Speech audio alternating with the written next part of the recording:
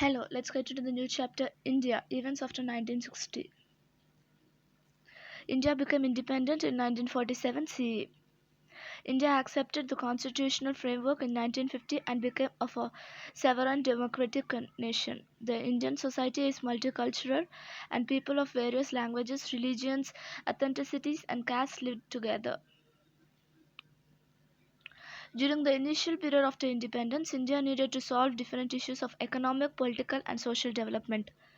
The establishment of the Planning Commission and emphasis of industrialization was the means to achieve economic development and to eliminate poverty in India. Successful conduct of elections and faith in democratic traditions made it possible for us to achieve political stability.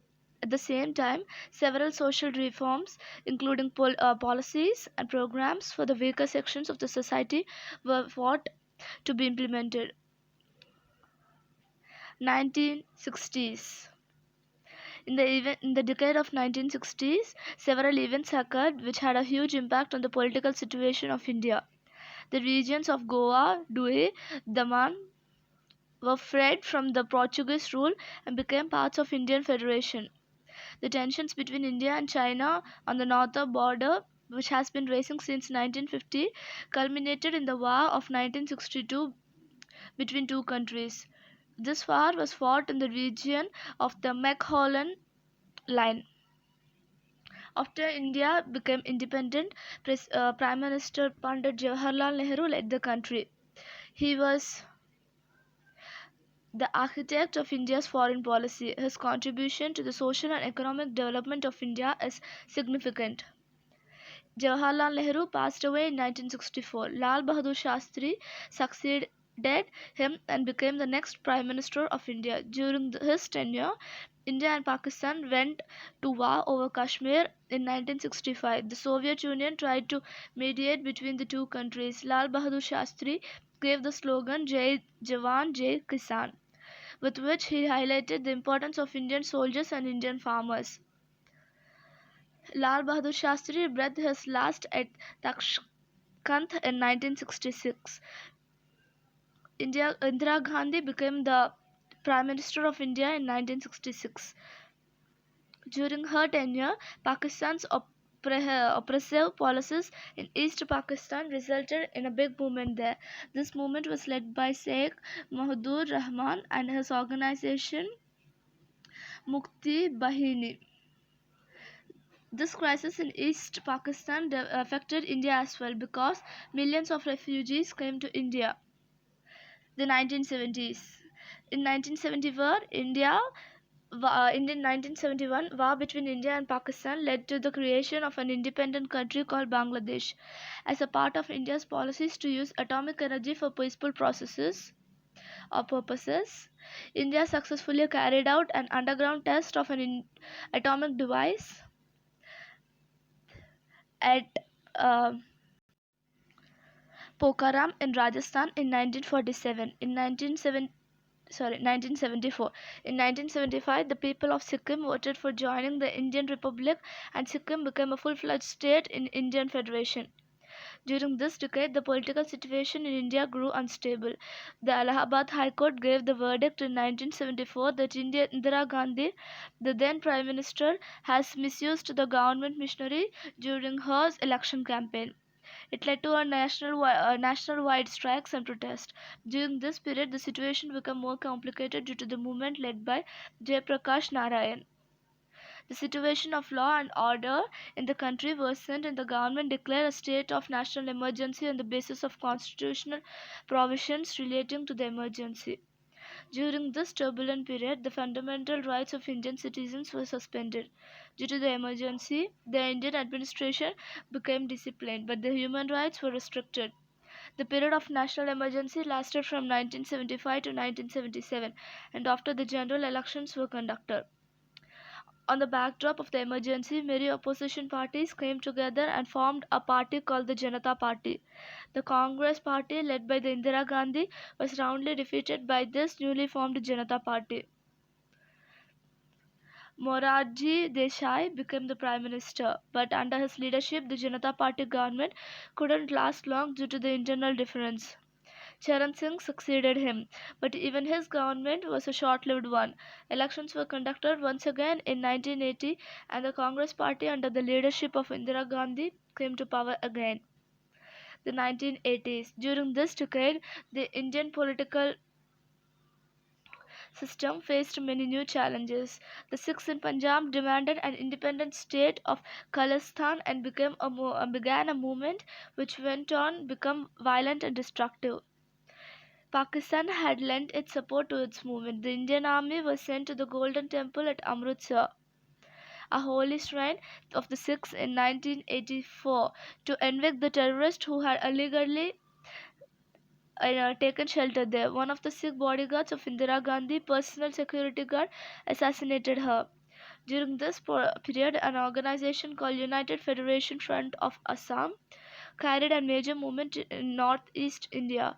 Right after Indira Gandhi's assassination in 1984, Rajiv Gandhi became the Prime Minister of India. He tried to make several reforms in the field of Indian economy and that of science and technology. He took a lead in solving the issues of the Tamil minority in Sri Lanka. He promoted the idea of united Sri Lanka with internal autonomy of Tamil community, but his efforts in his regard proved to be in vain. He faced a lot of criticism in this context of corruption that took place during the defense equipment deal, especially the purchase of long range cannons from the foreign company called Bofors. Political corruption became a crucial issue in the general elections that followed, and Congress party was defeated. Several political parties formed a coalition called the Janata Dal, and Vishwanath Pratap Singh became the next Prime Minister of India. The policy for providing reservations to the backward classes was considered to be his most important contribution. He could not continue as Prime Minister due to the internal differences in the party. In 1990, Chandrasekhar became the Prime Minister of India. His government was also short-lived, and in 1991, during the election campaign, a terrorist organization in Sri Lanka, Liberation Tigers of Tamil Eelam, assassinated Rajiv Gandhi. Towards the end of the decade of 1980s, the unrest of Jammu and Kashmir had begun. The terrorist activities there forced the Kashmir Pandits to leave the valley. Uh, this problem grew serious day by day, and today it was taken in a form of terrorism. The changes after 1991. The year 1991 is held to be a very important year in the history of the world as well as India. The Soviet Union disintegrated into several different small countries. The Cold War came to the end. In India, the government, under the leadership of Prime Minister P.V. Narasimha Rao, initiated many changes in the Indian economy. During his period, the Ram Janmabhoomi and the Babri Mosque issue at Ayodhya came to the forefront.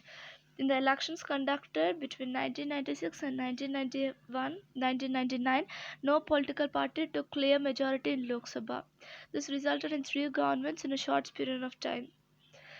Those led to the Prime Minister Atal Bihari Vajpayee, H.D. Devgowda, and Inder Kumar Jugral. Sorry, it was Kumar Gajral were among them. Finally, in 1999, the National Democratic Alliance came to the power under the flag of Bharatiya Janata Party, and Atal Bihari Vajpayee became India's Prime Minister. Atal Bihari Vajpayee tried to establish a dialogue between Pakistan but was not successful. India conducted a number of nuclear tests in 1998 and declared herself as an atomic power. In 1999, there were another war between India and Pakistan in Kargil region over the Kashmir issue. India defeated Pakistan in this war as well. Indian economy. Right from the independence, the modernization of economy, economic self-efficiency, and social justice has been characters of Indian economy. India wanted to acquire modernity and self-reliance by establishing industries.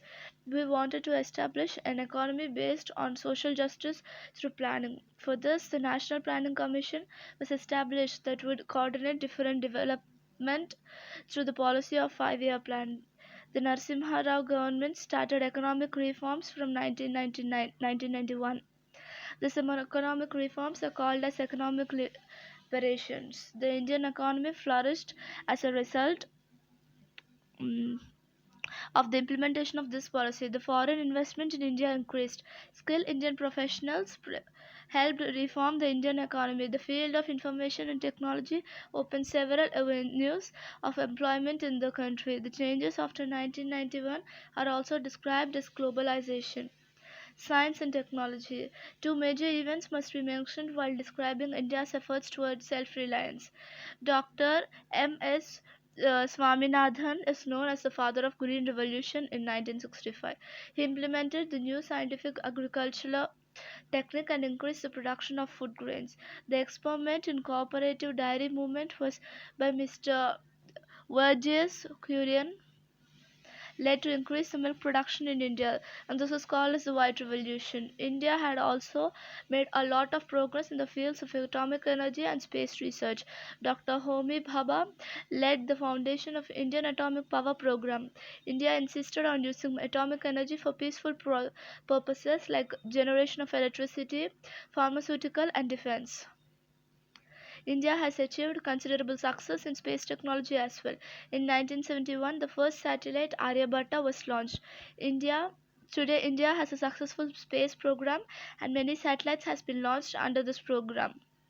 India has also made considerable advancement in the telecom sector. Changes in social field.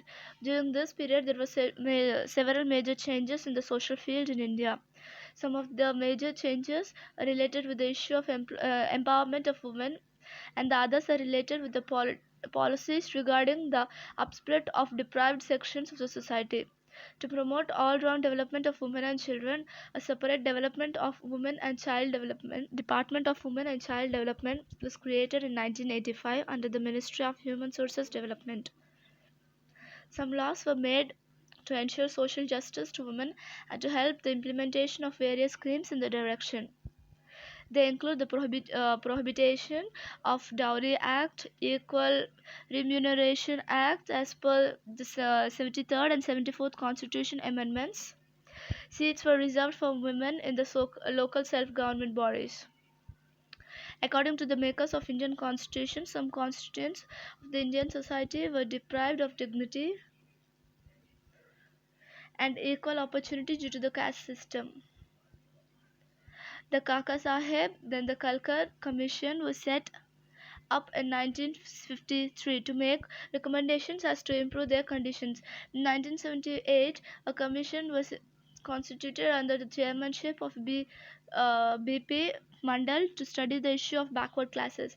The policy of reservation was adopted in order to strengthen the representation of backward sections in various services and institutions.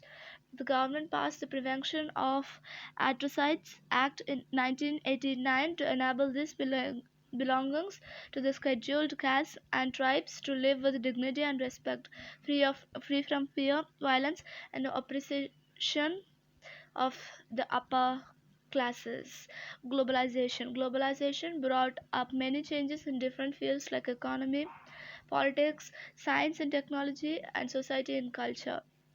We have discussed some of these changes in the above paragraphs. India has emerged as an important country on a global scene in different spheres.